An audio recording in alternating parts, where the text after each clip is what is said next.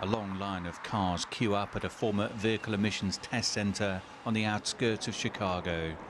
This is now a drive-through COVID-19 testing site operated by the Illinois National Guard. The site can process 250 tests a day, with the priority focused on first responders and medical staff.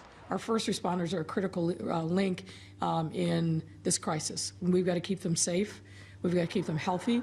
We've got to relieve the stress on them. The queue of cars at this testing site continues for as far as the eye can see. It illustrates perhaps the level of concern amongst first responders and healthcare workers and their potential exposure to COVID-19. James Kruger is the Chief of Police at Oak Brook Police Department. I think their biggest concern is whether or not they become exposed and potentially bringing it home to their family. His officers are screened each day for symptoms, though there's no guarantee they're free of the virus.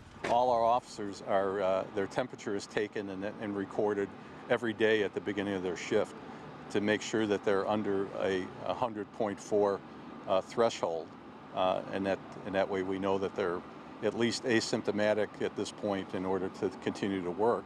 Testing is increasing across the U.S., but health officials, including Chicago's Public Health Commissioner, Dr. Allison Arwady, says it's not yet at the level it should be.